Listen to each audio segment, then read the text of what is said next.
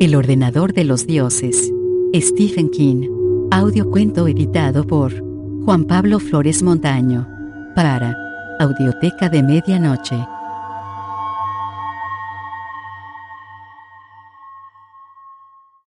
El ordenador de los dioses. A primera vista parecía un ordenador WAN. Tenía un teclado WAN y una carcasa de hardware WAN.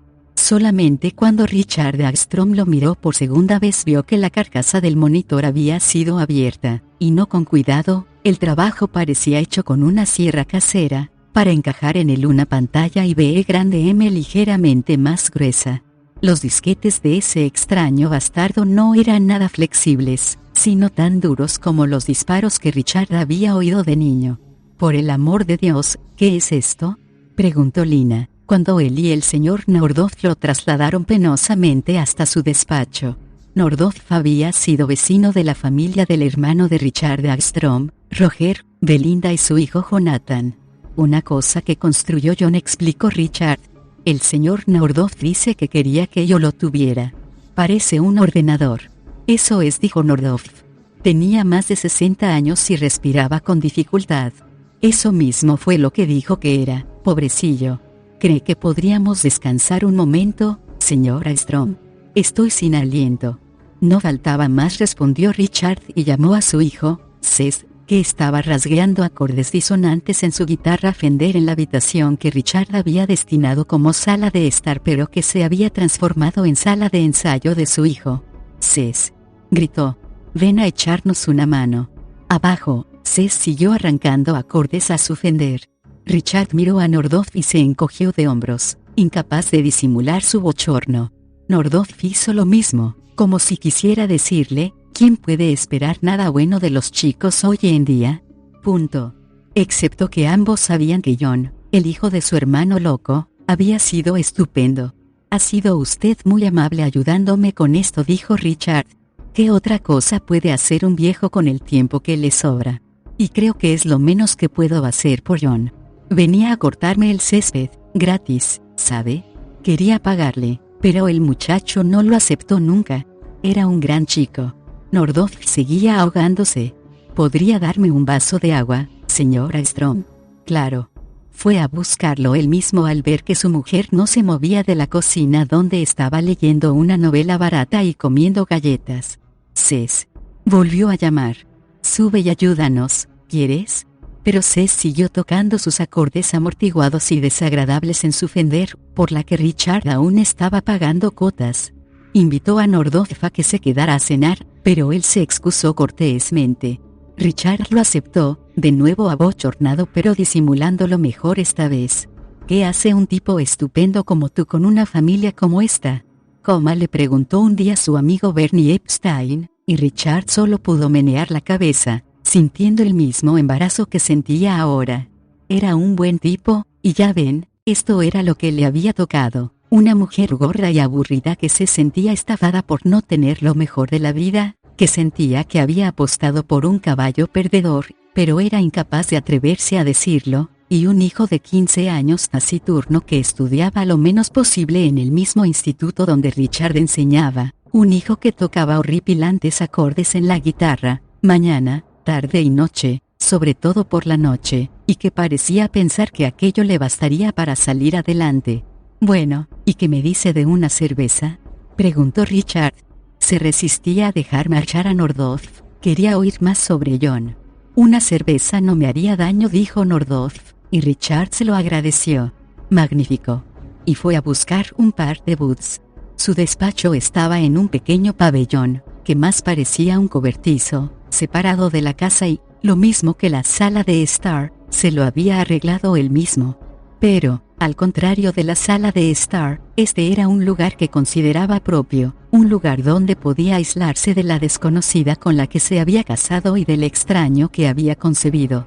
A Lina, por supuesto, no le parecía bien que él tuviera un refugio personal, pero no había podido evitarlo. Había sido una de las pocas y pequeñas victorias que él había conseguido.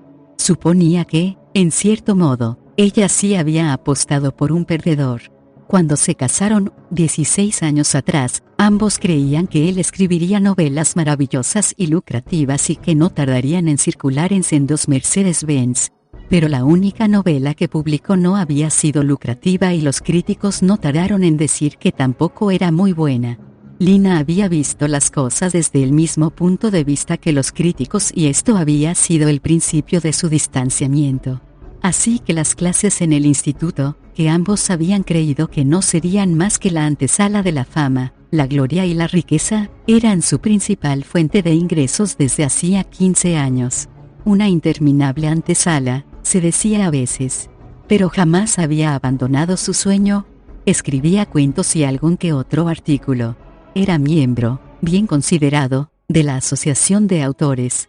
Ganaba unos $5,000 extra todos los años, con su máquina de escribir, y por mucho que Lina protestara, aquello le daba derecho a su propio estudio, especialmente porque ella se negaba a trabajar. Un sitio estupendo, dijo Nordhoff, contemplando la pequeña estancia con su abundancia de antiguos grabados en las paredes. El ordenador bastardo estaba sobre la mesa con el hardware guardado debajo.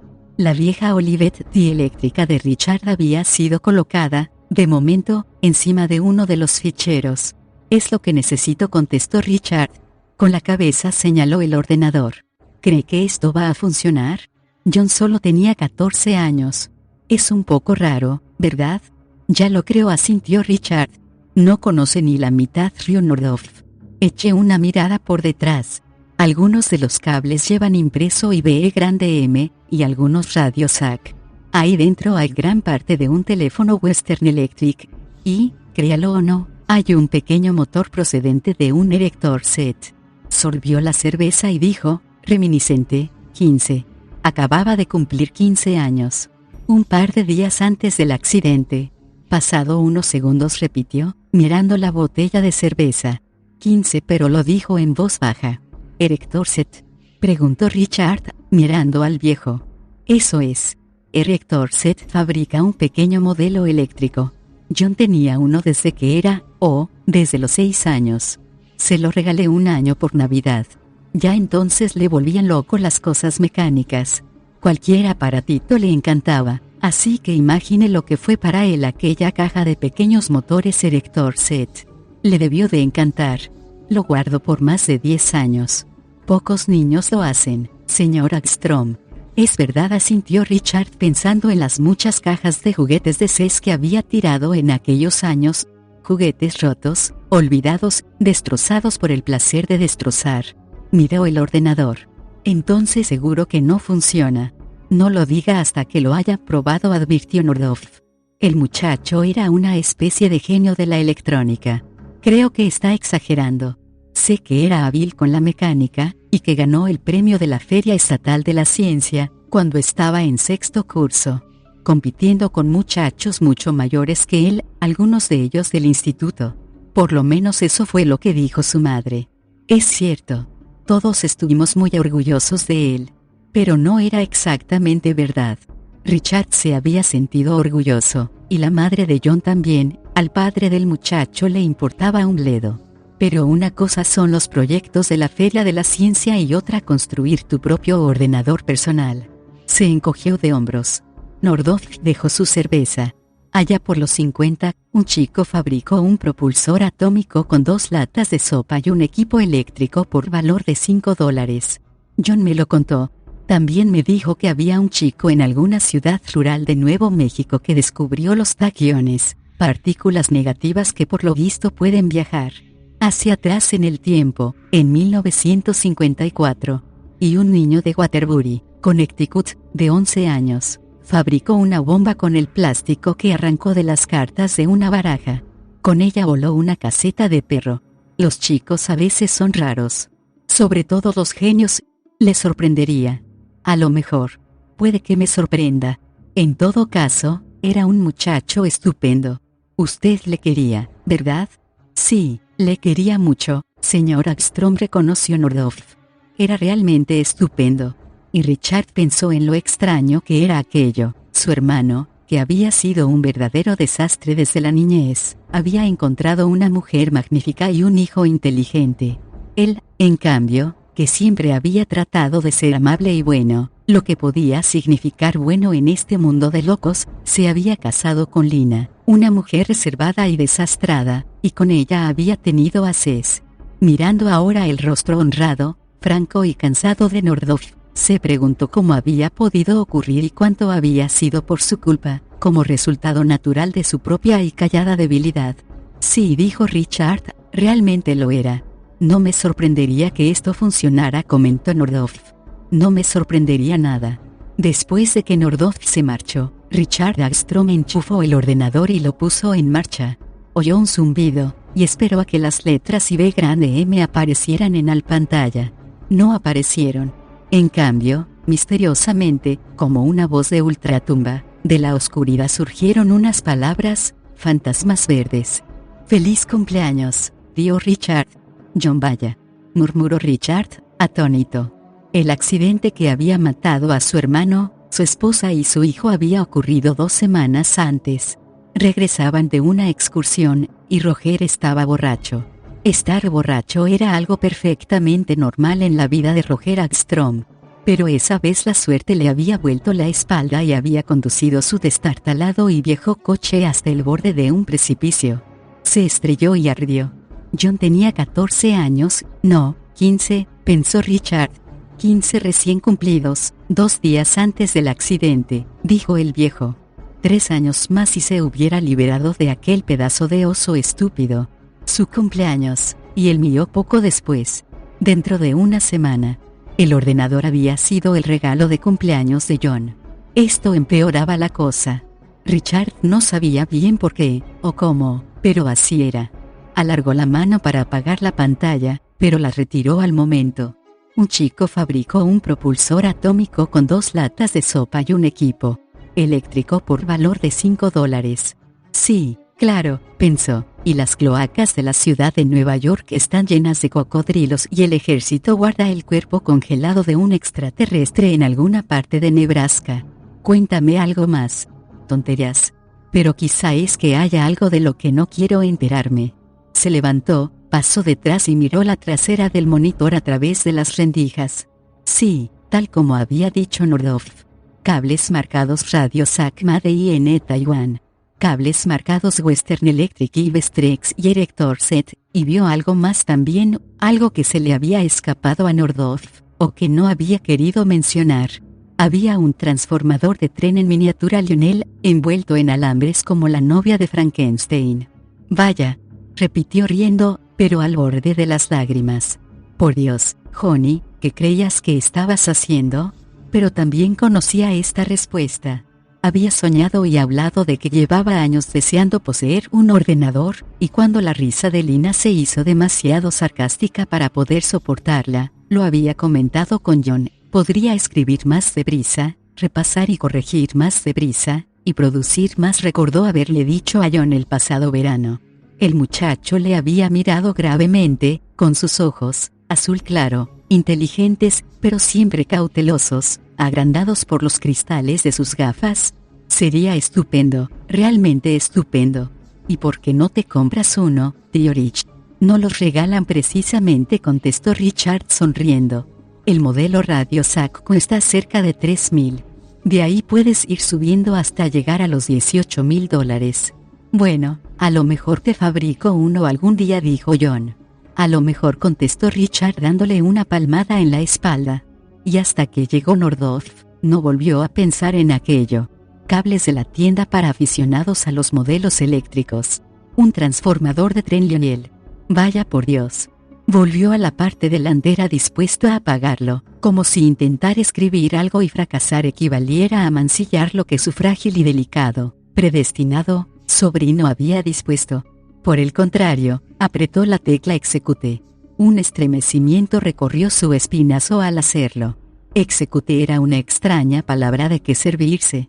No era una palabra que pudiera asociarse con la escritura, era una palabra que se asociaba con cámaras de gas y sillas eléctricas, y quizá con coches viejos y destartalados saltando fuera de las carreteras. Execute. El aparato zumbaba con más intensidad que los que solía contemplar en los escaparates, en realidad casi rugía. ¿Qué hay en la sección de memoria, John? Se preguntó. ¿Muelles? ¿Transformadores Lionel puestos en fila? ¿Latas de sopa? Volvió a recordar los ojos de John, su rostro pálido y delicado. No era extraño, quizá incluso morboso, tener celos del hijo de otro hombre, pero debió haber sido mío. Lo sabía, y creo que él también lo sabía. Luego estaba Belinda, la esposa de Roger. Belinda, que llevaba gafas de sol incluso en los días nublados, de las grandes, porque las marcas alrededor de los ojos tienen la mala costumbre de extenderse. Pero a veces la miraba, inmóvil y vigilante a la sombra de la risa escandalosa de Roger, y pensaba también casi lo mismo, debió de haber sido mía.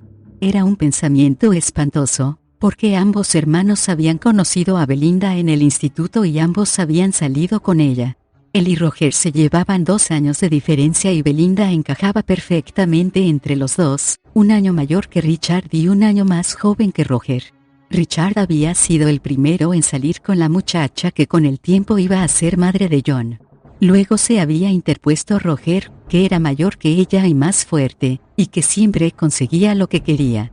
Roger, que era capaz de lastimar si uno trataba de cruzarse en su camino. Tuve miedo, pensó Richard. Tuve miedo y dejé que se me escapara. Fue así de sencillo. Que Dios me valga, creo que sí. Me gustaría pensar que ocurrió de otro modo, pero tal vez es mejor no mentirse respecto a cosas como la cobardía y la vergüenza.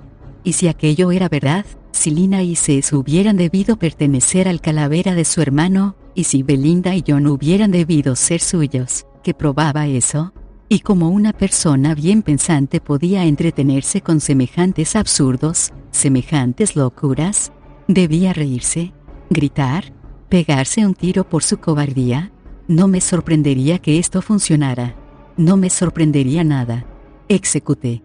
Sus dedos se movieron ágiles sobre el teclado. Miró la pantalla y vio las letras flotando, verdes, en la pantalla.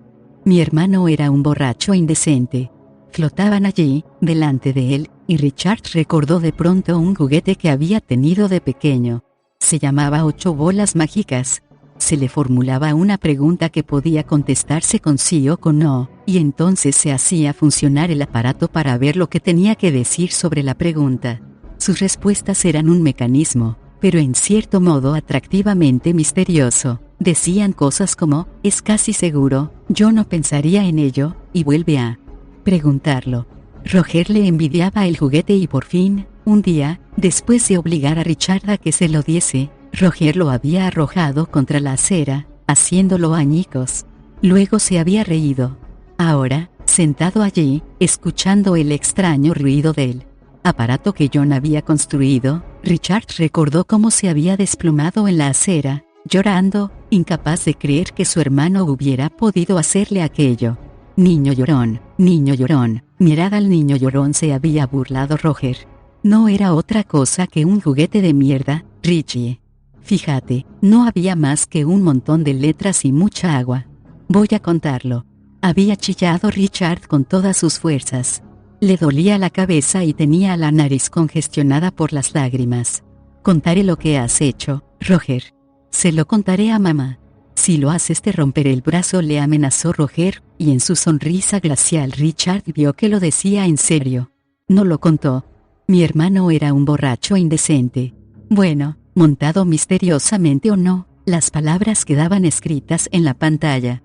Quedaba por ver si era capaz de memorizar información, pero el empalme que había hecho John de un teclado WAN a una pantalla IBE grande M, había funcionado. No creía que fuera culpa de John el hecho de que, por coincidencia, despertara en él desagradables recuerdos. Miró alrededor y sus ojos se fijaron en la única fotografía que había allí que él no había elegido ni le gustaba. Era un retrato de estudio de Lina, su regalo de Navidad de 2 años atrás. Quiero que la cuelgues en tu despacho, le había dicho y, naturalmente, lo había hecho así. Suponía que era su forma de vigilarle cuando ella no estuviera. No te olvides de mí, Richard. Estoy aquí. Puede que apostara por un caballo perdedor, pero todavía estoy aquí. Y será mejor que no lo olvides. El retrato con su colorido artificial no hacía juego con los grabados de Whistler, Homer y N.S. Ullett. Los ojos de Lina estaban entrecerrados, sus gruesos labios formaban algo que no acababa de ser una sonrisa. «Sigo aquí», Richard le decía a aquella boca. «Que no se te olvide. Tecleo, la foto de mi mujer está colgada en la pared oeste de mi despacho». Contempló las palabras y le gustaron tan poco como la propia fotografía. Pulsó la tecla Delete. Las palabras desaparecieron. Ahora ya no quedaba nada en la pantalla excepto el latido del cursor. Miró hacia la pared y vio que la fotografía de su mujer también había desaparecido. Permaneció sentado durante un buen rato, al menos eso le pareció, mirando la pared donde había estado la fotografía. Lo que finalmente le sacó del atontamiento producido por su absoluta incredulidad, fue el olor del ordenador, un olor que recordaba desde la infancia, tan claramente como recordaba las 8 bolas mágicas que Roger le había roto por malevolencia. El olor era del fluido del transformador del tren eléctrico. Cuando despedía olor había que desenchufarlo rápidamente para que el aparato se enfriase. Y así lo haría. Dentro de un minuto. Se levantó y anduvo hasta la pared sobre unas piernas que no sentía. Pasó la mano por el revestimiento de la pared. La fotografía había estado allí, sí, precisamente allí. Pero ya no estaba, y el clavo del que estaba colgada también se había esfumado, y no había rastro de ningún agujero en el revestimiento. Esfumado. El mundo se le volvió gris de pronto y dio un traspié hacia atrás, creyendo, vagamente, que se iba a desmayar. Se contuvo, hasta que todo volvió a enfocarse de nuevo. Recorrió con la vista desde el lugar vacío, donde había estado antes la fotografía de Lina, al ordenador que su difunto sobrino había logrado componer. Le sorprendería, oía mentalmente decir a Nordhoff, le parecería sorprendente, sí, enterarse de que un niño, en los años 50 pudiera descubrir partículas que viajaban hacia atrás en el tiempo. Le sorprendería lo que el genio de su sobrino era capaz de hacer con un montón de elementos desparejados, unos cables y unas piezas eléctricas. Le sorprendería sentir que se está volviendo loco. El olor del transformador era cada vez más intenso, más acusado y podía ver unas volutas de humo que salían de la carcasa junto a la pantalla. También el ruido del hardware era más fuerte. Iba siendo hora de desconectarlo. Por listo que hubiera sido John, aparentemente no había tenido tiempo de solucionar todos los problemas de aquel loco aparato. ¿Pero sabía acaso que iba a hacer aquello? Sintiéndose como una criatura quimérica, Richard volvió a sentarse ante la pantalla y escribió: «La fotografía de mi mujer está en la pared». Lo leyó, volvió a mirar el teclado, y luego apretó la tecla Execute. Miró la pared. La fotografía de Lina volvía a estar otra vez donde había estado siempre. «¿Qué me Aspen?», musitó. Se pasó la mano por la mejilla, miró el teclado, ahora no había nada excepto el cursor, y escribió: «El suelo está vacío». Luego, apretó Insert, y volvió a escribir: «excepto por 12 monedas de oro de $20 en una pequeña bolsa». Apretó Execute. Miró al suelo, donde ahora había una pequeña bolsa con un cordón que la cerraba. Sobre la bolsa y escrito en tinta negra, algo descolorida, se leía Wells Fargo. «Santo Dios», se oyó balbucear en una voz que no era suya. «Santo Dios, Santo Dios». Hubiera podido seguir invocando el nombre del Señor por unos minutos más, o por unas horas, si el ordenador no le hubiera reclamado insistentemente con su bip bip. Escrito en la parte alta de la pantalla se leía la palabra sobrecarga. Richard lo apagó precipitadamente y abandonó el despacho como si le persiguieran todos los demonios del infierno. Pero antes de salir recogió la bolsita y se la guardó en el bolsillo del pantalón. Cuando llamó a Nordhoff aquella noche, soplaba un helado viento de noviembre que sonaba como un lamento de gaitas entre los árboles. El grupo de Ces está abajo, destrozando una melodía de Bob Seger. Lina había ido a Nuestra Señora del Perpetuo Socorro a jugar al bingo. ¿Funciona el aparato?, preguntó Nordhoff. «Funciona perfectamente», contestó Richard. Metió la mano en el bolsillo y sacó una moneda. Era pesada, más pesada que un reloj Rolex. En una de las caras había un águila de perfil recortado, en relieve, junto con la fecha. 1871. «Funciona de un modo increíble». «Lo creo», dijo Nordhoff impasible. Era un muchacho muy inteligente y le quería a usted mucho, señor Hagstrom. Pero tenga cuidado. Un chico no es más que un chico, listo o no, y el amor puede estar mal dirigido. ¿Entiende lo que quiero decirle? Richard no entendía nada. Sentía calor y estaba frenético. El periódico de aquel día decía que el precio del oro en el mercado era de $514 la onza. Las monedas habían pesado una media de 4,5 onzas cada una, en su balanza postal. Al precio del mercado, aquello sumaba $27,756. Sospecho que eso era solamente la cuarta parte de lo que podía sacar si vendía las monedas como monedas. Señor Nordhoff, ¿podría usted venir? ¿Ahora? ¿Esta noche? No. No creo que quiera hacerlo, señor Hagstrom. Me parece que esto debe quedar entre usted y John. Pero, recuerde solamente lo que le dije. Por Dios, tenga cuidado. Se oyó un clic. Media hora más tarde volvía a estar en su despacho, contemplando el ordenador. Pulsó la tecla on-off pero sin haberlo enchufado aún. La segunda vez que Nordhoff lo dijo, Richard lo había oído perfectamente. Por Dios, tenga cuidado. Sí, debería tener cuidado. Una máquina que podía hacer aquello. ¿Cómo podía una máquina hacer tal cosa? Ni idea, pero en cierto modo hacía aceptable toda aquella locura. Él era profesor de lengua inglesa y escritor ocasional, no un técnico, y había un interminable número de cosas cuyo funcionamiento desconocía: fonógrafos, motores de gasolina, teléfonos, televisores, incluso el depósito del inodoro. Su vida había sido una historia de comprensión de operaciones más que de principios. ¿Había alguna diferencia, excepto de grado? Conectó la máquina. Como la primera vez, leyó: «Feliz cumpleaños, tío Richard». John apretó el botón Execute y el mensaje de su sobrino desapareció. Esta máquina no durará mucho, pensó de pronto. Tenía la seguridad de que John estaba aún trabajando en ella cuando murió, creyendo que todavía le quedaba tiempo. El cumpleaños de tío Richard sería dentro de 3 semanas. Pero a John se le había terminado el tiempo y ese asombroso ordenador, que aparentemente podía insertar cosas nuevas y suprimir cosas viejas del mundo real, apestaba como un transformador de tren que se estuviera friendo y al parecer empezaría a soltar humo dentro de pocos minutos. John no había tenido oportunidad de perfeccionarlo. Había confiado en que todavía le quedaba tiempo. Había incurrido en un error. Todo era un error. Richard lo sabía. El rostro tranquilo, atento, los ojos serenos tras los gruesos cristales de sus gafas. No estaba confiado, ni creía en que el tiempo lo arreglaría. ¿Cuál era la palabra que se le había ocurrido antes, aquel mismo día? Predestinado. No era precisamente una buena palabra para John, pero era la palabra apropiada. La sensación de predestinación había envuelto al muchacho tan palpablemente que, a veces, Richard había querido decirle que se animara un poco, que a veces las cosas terminaban bien y que los buenos no siempre tenían que morir jóvenes. Luego pensó en Roger tirando su juego de 8 bolas mágicas a la acera, arrojándolo con todas sus fuerzas. Oyó partirse el plástico y vio el fluido mágico del juego agua al fin y al cabo deslizándose por la acera.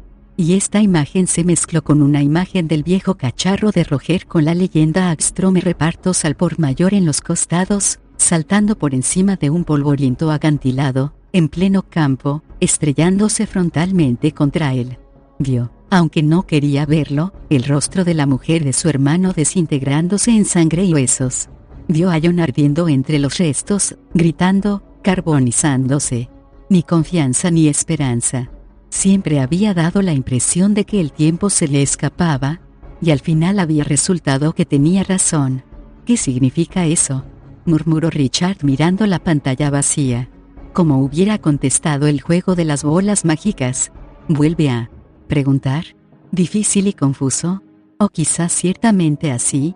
El ruido que producía el hardware volvía a ser fuerte, y más acelerado que por la tarde. Ya podía oler al transformador de tren que John había acoplado a la maquinaria detrás de la pantalla recalentada. Máquina de sueños mágicos. Ordenador de los dioses. ¿Era eso lo que John había querido regalar a su tío para su cumpleaños? lo equivalente, en espacio y tiempo, a la lámpara mágica o al pozo de los deseos. Oyó abrirse la puerta trasera de la casa y a continuación las voces de Cés y de los otros miembros del grupo de Cés. Las voces sonaban demasiado fuertes, vulgares. Habían estado bebiendo o fumando marihuana. ¿Dónde está tu viejo, Cés? Oyó a uno de ellos preguntar. Holgazaneando en su despacho, supongo, como siempre respondió Cés. Creo que...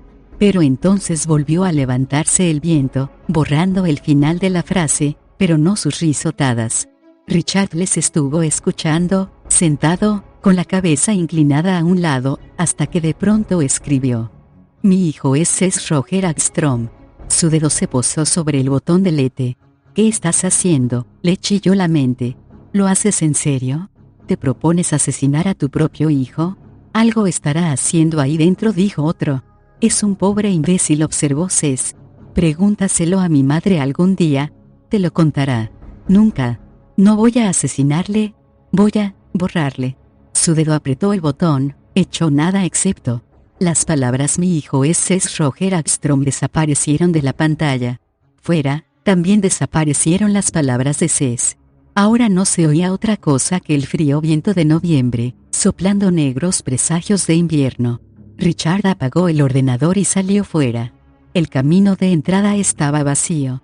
El guitarrista solista del grupo, Norman no sé qué, conducía una monstruosa y siniestra furgoneta, una vieja Limited en la que el grupo transportaba su equipo en sus escasas actuaciones.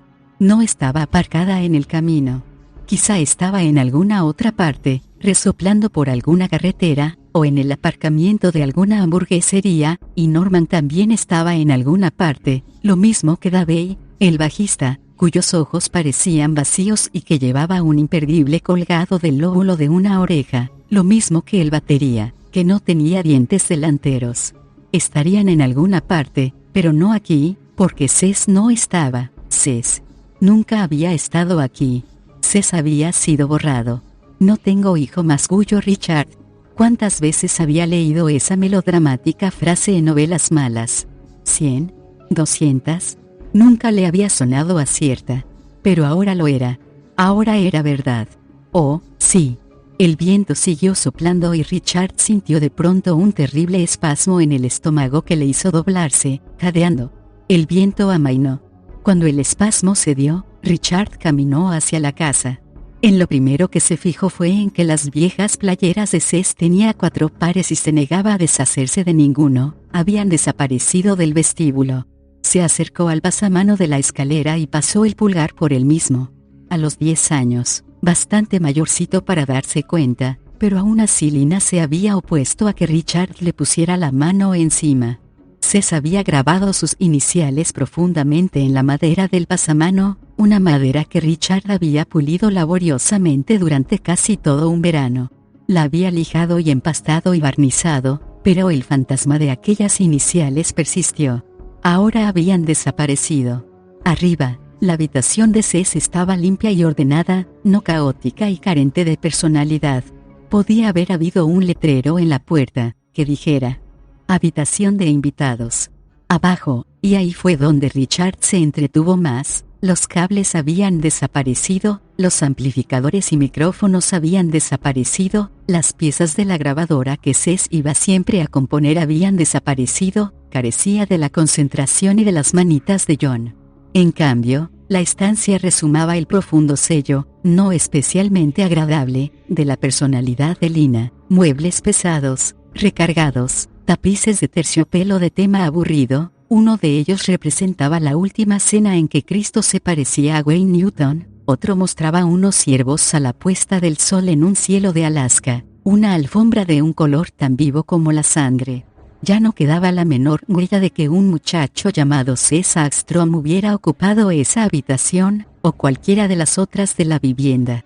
Richard seguía aún al pie de la escalera, mirando alrededor, cuando oyó llegar un coche.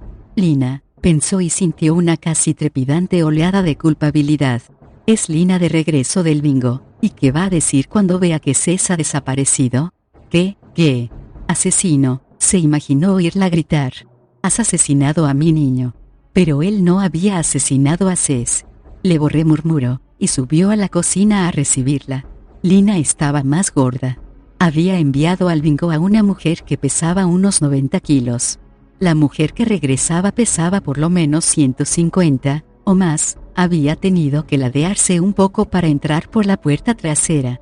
Unas caderas y muslos elefantinos se ceñían dentro de unos pantalones de poliéster de color aceituna.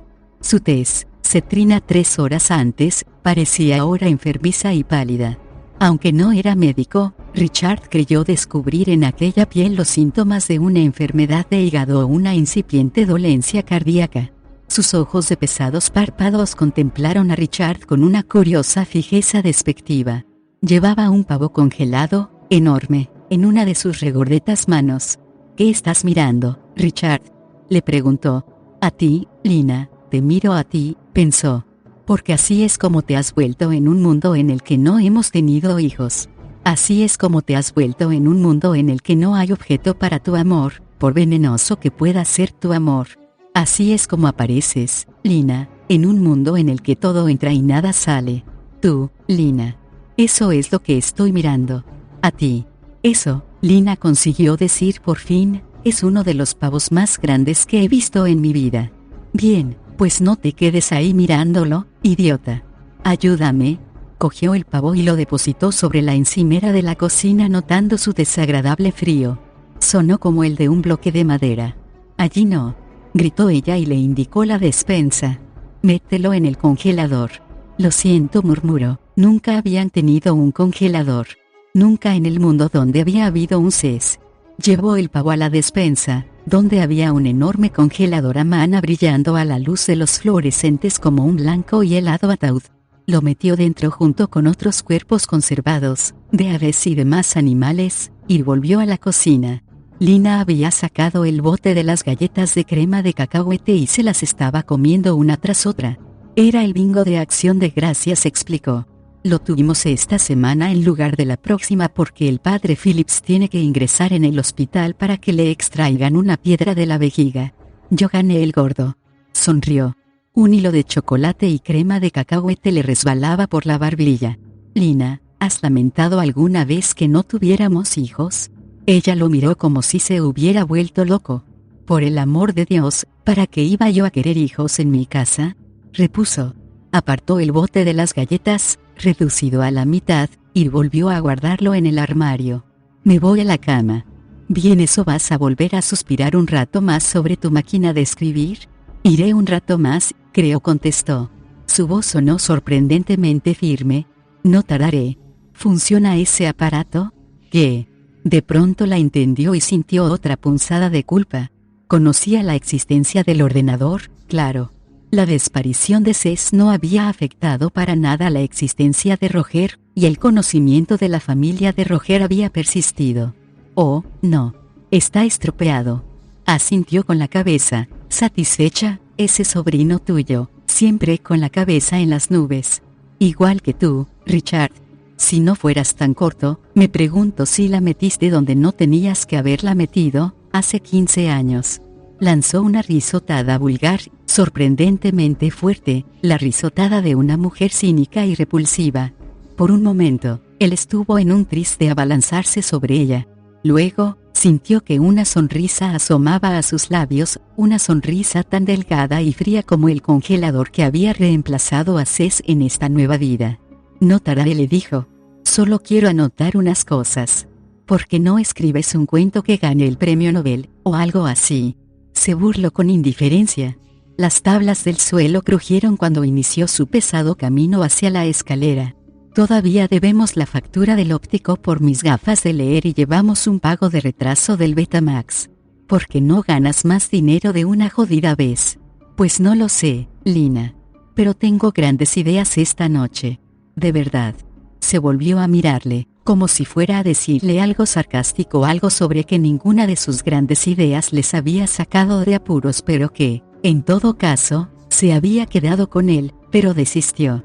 Quizá algo en su sonrisa la había frenado. Subió por las escaleras. Él permaneció abajo, escuchando su paso atronador. Tenía la frente perlada de sudor. Se sentía a la vez mareado y excitado. Dio media vuelta y se dirigió hacia su despacho. Esta vez cuando conectó el aparato, el ordenador ni zumbó ni rugió, sino que empezó a hacer un ruido irregular, una especie de quejido. El olor caliente del transformador salió casi al momento de detrás de la pantalla, y tan pronto como pulsó la tecla Execute para borrar el feliz cumpleaños, dio Richard, empezó a salir humo. Queda poco tiempo, pensó. No, no es así. No queda tiempo. John lo sabía, y ahora yo también lo sé. Tenía dos alternativas: traer a Cés de vuelta con el botón Insert, sabía que podía hacerlo, sería tan fácil como crear los doblones españoles, o terminar el trabajo. El olor se hacía más potente. Dentro de un instante, la pantalla empezaría a mandar su mensaje de sobrecarga. Escribió: Mi mujer es Adelina Mabel Warren Hagstrom. Pulsó la tecla Delete. Escribió: Soy un hombre que vive solo. Ahora la palabra empezó a aparecer en la esquina superior, a la derecha de la pantalla. Sobrecarga, sobrecarga, sobrecarga. Por favor, déjame terminar. Por favor, por favor. El humo que salía ahora de las rendijas y ranuras de la pantalla era más denso y gris. Miró al ruidoso hardware y vio que también salía humo de su rejilla, y al fondo de aquel humo pudo ver una opaca chispita de fuego. 8 bolas mágicas: tendré salud, seré rico y sabio, o viviré solo y quizá me matará la soledad y la pena. ¿Queda tiempo aún? Ahora no lo sé. Prueba más tarde. Excepto que no quedaba más tarde. Pulsó la tecla Insert y la pantalla oscurecióse, excepto por el insistente mensaje de sobrecarga, que parpadeaba ahora a toda velocidad aunque irregular. Escribió: Excepto por mi esposa Belinda y mi hijo Jonathan. Por favor, por favor. Pulsó Execute. La pantalla se vació. Durante lo que parecieron siglos permaneció así, excepto por la palabra sobrecarga, que ahora aparecía con tal rapidez que parecía mantenerse constantemente allí, como una computadora ejecutando una implacable orden de mando. Algo dentro del hardware saltó y chisporroteó, y Richard soltó un gemido. Las letras verdes reaparecieron en la pantalla, flotando sobre el negro. Soy un hombre que vive solo, excepto por mi mujer Belinda y mi hijo Jonathan. Pulsó por 2 veces Execute. Ahora, se dijo, ahora escribiré. Todas las piezas de este ordenador estaban perfectamente ensambladas antes de que el señor Nordhoff me lo trajera. O escribiré, tengo ideas para por lo menos 20 novelas sensacionales. O escribiré, mi familia y yo viviremos felices para siempre jamás. O escribiré, pero no escribió nada. Sus dedos revolotearon estúpidamente por encima del teclado mientras literalmente sentía que todos los circuitos de su cerebro se quedaban bloqueados como los coches en el peor atasco de tráfico de la historia de Manhattan. La pantalla se llenó de pronto con la palabra: acabado, acabado, acabado, acabado, acabado, acabado, acabado, acabado, acabado. Hubo otro chasquido y luego una explosión en el hardware. Salieron unas breves llamaradas del aparato. Richard se echó atrás en su sillón, cubriéndose la cara por si explotaba la pantalla. No explotó. Solamente se apagó. Permaneció sentado, contemplando la oscuridad de la pantalla. No puedo decirlo. Vuelva a preguntar después. ¿Papá? Se volvió rápidamente, con el corazón desbocado. John estaba allí, John Hagstrom. Su rostro era el mismo pero algo distinto. La diferencia era sutil pero visible. Quizá, pensó Richard, la diferencia estribaba en la diferencia de paternidad entre los dos hermanos. O quizá era simplemente que aquella expresión inquieta, vigilante, había desaparecido de sus ojos ligeramente aumentados por las gafas, de montura metálica. Ahora, observó, y no la fea montura de concha artificial que Roger había comprado siempre al muchacho porque costaba $15 menos. Quizá era algo todavía más sencillo. El aspecto de predestinación había desaparecido de sus ojos.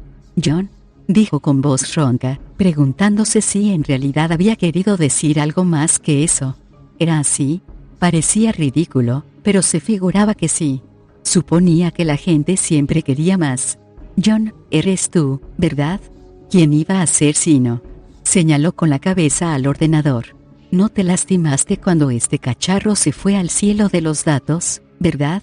Richard sonrió. «No, Estoy perfectamente. Lamento que no funcionara. No sé qué me hizo montarlo con todas esas piezas inútiles. Movió la cabeza. Por Dios que no lo sé. Es como si hubiera tenido que hacerlo. Cosas de niño. Bueno, dijo Richard, acercándose a su hijo y pasándole un brazo por los hombros. Quizá te saldrá mejor la próxima vez. Tal vez.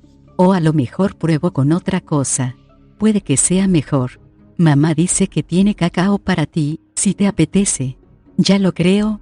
Y ambos salieron juntos del despacho a una casa donde no había ningún pavo congelado procedente de un premio ganado en el bingo. Una taza de cacao me vendrá más que bien ahora. Recuperaré cualquier cosa recuperable que haya en aquel cacharro, mañana, y lo demás lo echaré al vertedero, anunció John. Richard asintió, y dijo, bórralo de nuestras vidas. Y entraron en la casa y al aroma de cacao caliente, riendo juntos.